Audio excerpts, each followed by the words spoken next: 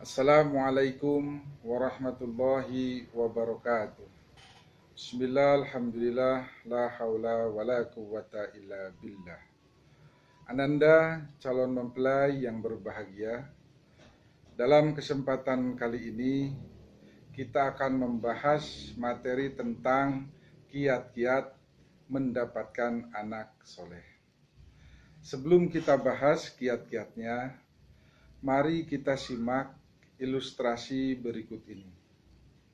Ilustrasi yang pertama, Ananda berdua dikaruniai anak yang sehat, anak yang ganteng, cantik, disukai kawan-kawannya, disenangi keluarga, rajin belajar, cerdas, rajin ngaji, taat beribadah, berprestasi, dan memiliki profesi yang membanggakan.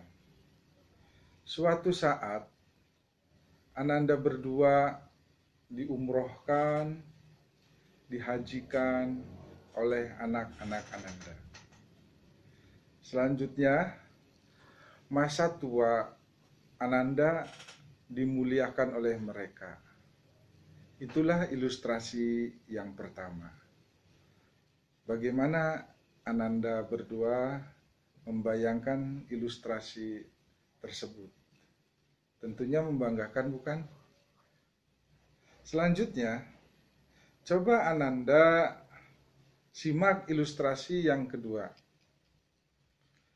Anak Ananda nakal, bandel, suka bolos sekolah, disuruh ngaji juga minggat, tidak pernah sholat, diomongin sama Ananda melawan. Suatu saat Ananda dipanggil oleh pihak berwajib untuk mempertanggungjawabkan kriminalitas anak Ananda. Ananda dibentak oleh anak Ananda sendiri. Tabungan masa tua Ananda habis oleh kenakalannya. Dan ketika kaki kanan Ananda menginjak pintu surga, malaikat penjaga neraka memanggil Ananda. Seraya mengatakan, maaf, Ananda tidak jadi masuk ke surga. Karena anakmu menjerit di neraka, memanggil-manggil Ananda. Itulah ilustrasi yang kedua.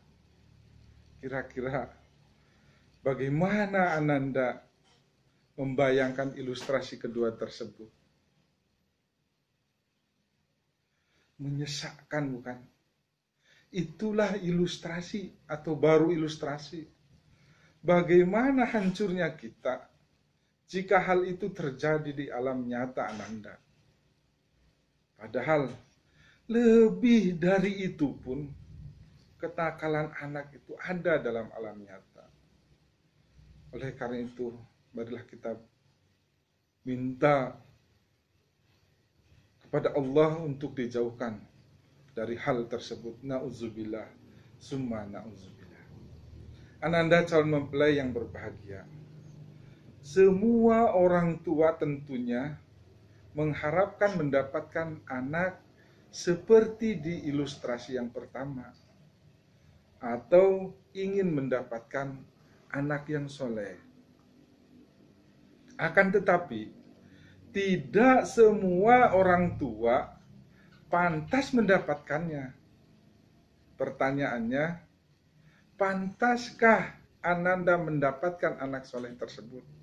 Atau sudah pantaskah? Ananda calon mempelai yang berbahagia, untuk mendapatkan anak yang soleh, ada beberapa kiat yang harus Anda ketahui dan Ananda laksanakan. Agar Ananda mudah mengingatnya, kiat-kiat tersebut Bapak umpamakan seperti teori produksi.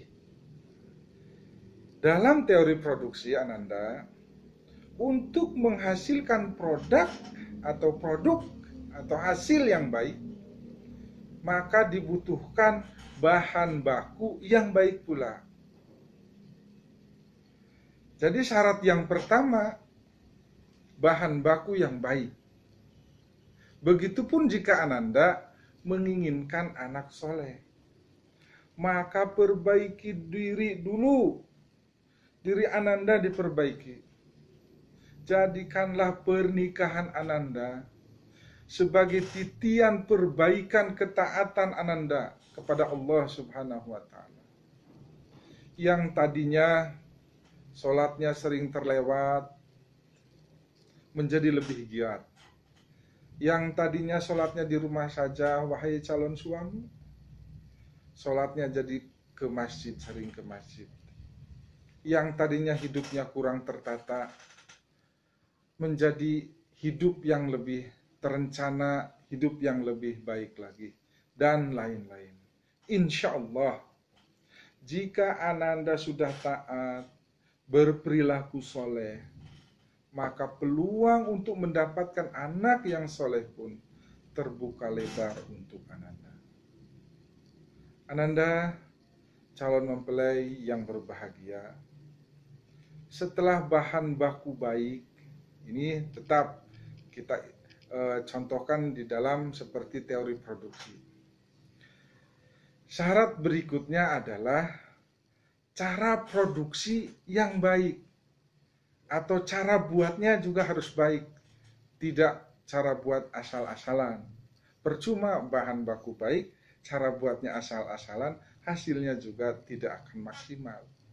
Begitu juga apabila Ananda menginginkan anak yang soleh, maka Ananda harus tahu tata cara bagaimana berhubungan suami istri menurut adab atau tata cara Islam.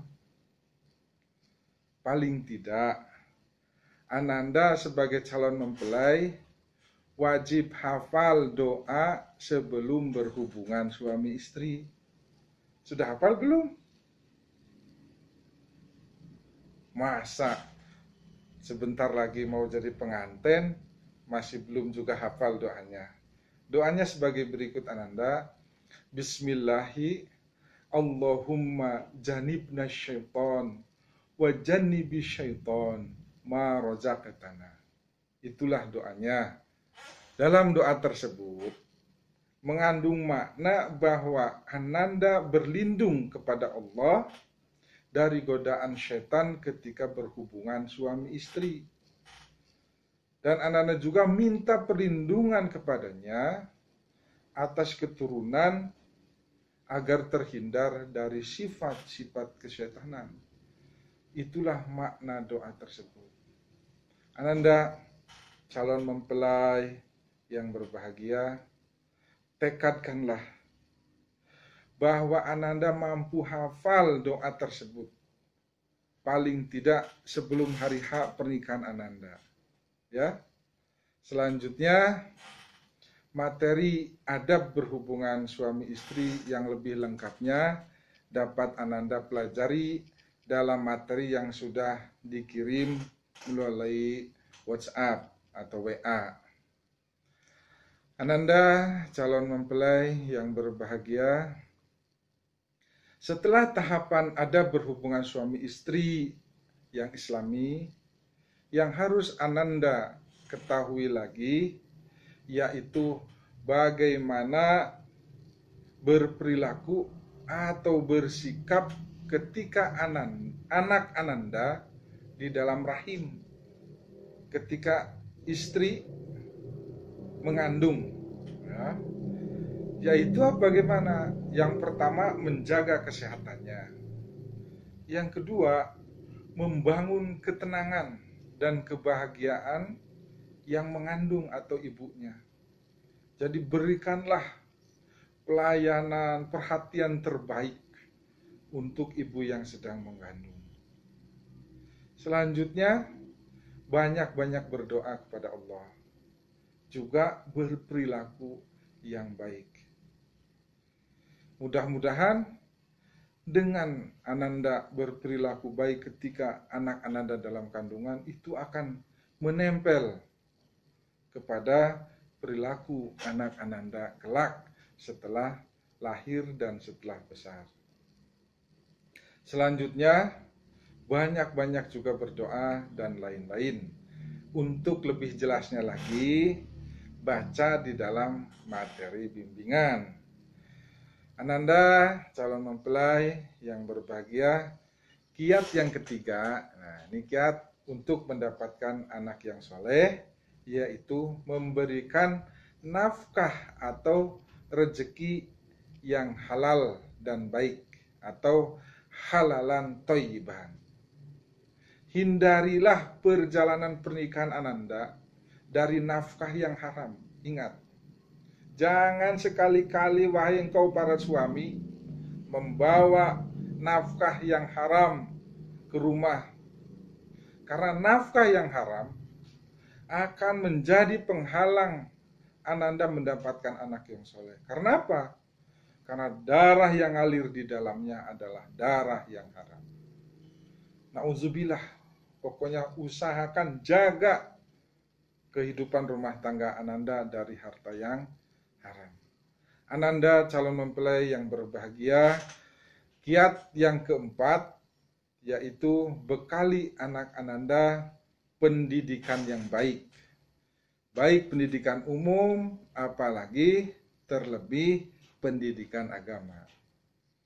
Dalam hal pendidikan agama, ada standar minimal kemampuan anak yang wajib Ananda terapkan untuk anak-anak Ananda kelak.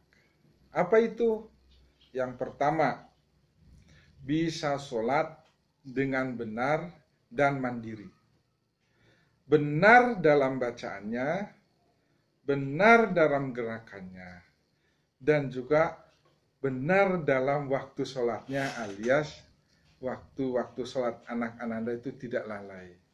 Mandiri artinya anak Ananda tetap mendirikan sholat tanpa disuruh atau diawasi oleh Ananda sebagai orang tuanya. Yang kedua, standar minimal pendidikan agama bagi anak, bisa baca Al-Quran dengan benar, lancar, dan hatam. Pokoknya nanti perhatikan ngajinya, panggil dan bayar ustadz yang mengajarinya, dan suruh mengetes.